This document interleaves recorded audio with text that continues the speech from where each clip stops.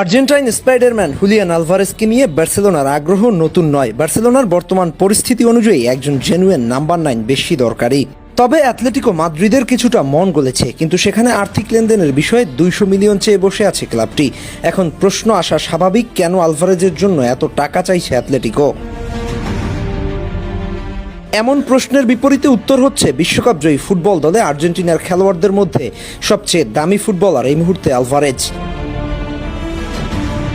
EIEH এর তথ্য অনুযায়ী আলভারেজই এই মুহূর্তে সবচেয়ে দামি ফুটবলার। এমন একজন খেলোয়াড় যে কোনো দলের জন্য আশীর্বাদ হতে পারে, যেভাবে নিচের দিক থেকে বল তুলে আনেন, ঠিক সময়ে সমান তালে গোল করায় পারদর্শী। এমন একজন কমপ্লিট প্যাকেজ ফুটবলারকে যে কেউই পেতে চাইবে, আর এর জন্য খুব স্বাভাবিকভাবেই দামটা বেশি হওয়ার কথা। যদি বার্সেলোনা হুলিয়ান আলভারেজকে দলে টানতে পারে, তাহলে সেটা হতে পারে তাদের সাম্প্রতিক সময়ের সবচেয়ে কৌশলগত লাভজনক সাইনিংগুলোর একটি। তরুণ বয়সে ম্যানচেস্টার সিটিতে নিজেকে প্রমাণ করাই আর্জেন্টাইন ফরোয়ার্ড শুধু একজন গোল স্কোরার নন, তিনি একজন সম্পূর্ণ টিম প্লেয়ার, যিনি প্রেসিং, পাসিং আর ফাইনাল থার্ডে ইন্টেলিজেন্ট মুভমেন্ট অনন্য। বার্সেলোনার টিকিটাকা ধাঁচের ফুটবলে আলভারেজের ভীষণ বল কন্ট্রোল আর স্পেস ব্যবহার করার দক্ষতা দুর্দান্তভাবে মিশে যাবে। শুধু বার্সেলোনা নয়, এই মুহূর্তে যে কোনো দলই চাইবে তার মতো একজন ফরোয়ার্ডকে দলে নিতে। তার উপস্থিতি বার্সা পাবে মেসি পরবর্তী যুগের এক স্বাভাবিক গোল মেশিন, যিনি মিডফিল্ডের সঙ্গে রসায়ন তৈরি করে আক্রমণ ভাগকে নতুন ধার দেবে। বাণিজ্যিক দিক থেকেও এটি বিশাল সাফল্য।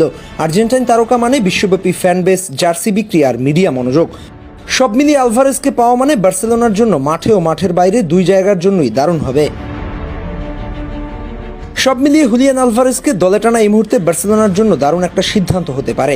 প্রতিপক্ষের আক্রমণে মাঠের ফুটবলারদের সাহায্য কিংবা দ্রুত স্কোর করার দক্ষতা তাকে এই মুহূর্তে আর্জেন্টিনার সবচেয়ে দামি ফুটবলার হিসেবে প্রতিষ্ঠিত করেছে।